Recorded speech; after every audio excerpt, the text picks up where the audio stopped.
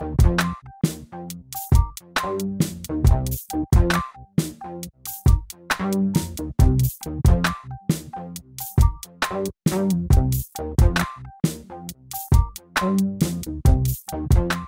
my friends, welcome to my channel. If you're new here, my name is Alyssa, and today I have got a really fun video for you because I'm going to show you how to make 3 different recipes, all that just use 5 ingredients. So these are 3 5-ingredient quinoa recipes. They are awesome for meal prep, they're great as a side dish, they're great to serve with something like a stir fry. As always, I've included all of the links to these individual recipes that are up on my blog. Those links are in the description box below for you. That includes more photos, it talks a little bit more about the recipe, and it also of course includes the instructions and ingredient lists. So like I mentioned, these are just 5 ingredients each. They are so simple, you're going to love them. So let's go ahead and dive in. The first recipe that we're gonna make is a lemon-turmeric quinoa, and we're gonna start by just cooking our quinoa with some water. So it's 1 cup of quinoa to 2 cups of water. Bring it to a boil, cover it, and simmer it for about 15 minutes. Then while that's cooking, we are going to use the zest of 1 whole lemon. You can just zest that up. Once your quinoa is done, just remove the lid, add in a tablespoon of coconut oil, some turmeric powder, some sea salt, and your lemon zest, and you're just gonna stir this all together until it's combined.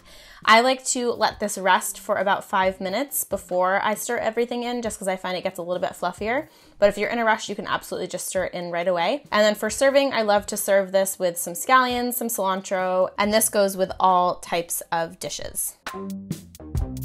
Our second recipe is going to be a 5-ingredient ginger-miso quinoa.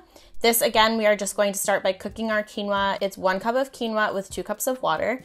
While that's cooking, we can get the other ingredients together. The first thing that we're gonna do is peel our ginger. I like to use a spoon to just peel the skin off.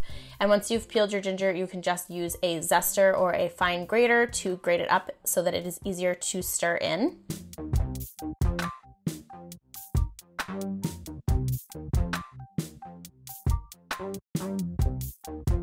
And then we're also going to prepare the miso. So you're gonna add some water with your miso paste into a small bowl, and you're just gonna stir this together until it forms kind of a sauce type consistency. This is just gonna help the miso get more incorporated and more evenly incorporated into the quinoa. And then again, once the quinoa is done cooking, you're gonna add in some coconut oil, some ginger, and that miso sauce, and stir it all together.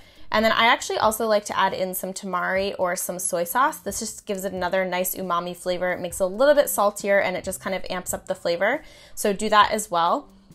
And then for serving purposes, I love to serve this again with some cilantro and also some scallions and then some black sesame seeds. I know that's more than 5 ingredients, but that's just for presentation purposes. You don't have to do that.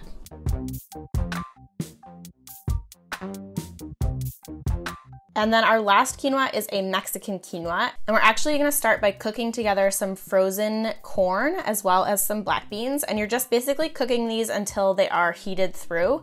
Then from there, we're going to add in our cooked quinoa. I like to start with cooked quinoa here because I find that it doesn't get as mushy. So this is pre-cooked quinoa that's been cooled, as well as a cup of jarred salsa, as well as some cumin powder. And what's great about using jarred salsa is that it already has some flavorings in there. So it has some salt, some lime, some cilantro, and you really get all of that into this quinoa. So instead of adding all of those ingredients separately, you can just use the jarred salsa and you're gonna get all of those flavors. So just stir it all together until everything is heated through and you can serve it right away. I think that this makes a really great base for burrito bowls. Also, you can use it as a taco filling, or you can just use it in with some greens as a salad because you have the beans, you have some protein in there, and it's really filling and delicious. For garnishing, I love to garnish with cilantro and lime juice. Again, optional. I know that that increases the ingredient amount, but they are so delicious. You guys are gonna love this recipe, and I can't wait to see your recreations. And there you have it, my friends. I hope you enjoyed today's video, and I hope you give these recipes a try. They're super simple, as you can see, but they're also really great bases. They kind of act as a fun way for you to enhance your meals. You're adding in more protein, more fiber, more flavor, and they keep really well in the fridge, so you can make a big batch and you can have it all week long. And I also love that they are customizable for different types of diets in your house. So if you have somebody that you live with that isn't necessarily vegan or vegetarian that wants to include animal products, these are a great base because they're really simple, they're really flavorful, but they can customize them and add whatever type of protein or ingredients that they want on top of it. So I hope you guys enjoyed it. I hope you found it helpful. Let me know what you think in the comments below. If you have any other recipe or video requests, definitely pop those below as well. I'm always open to your guys' feedback and suggestions.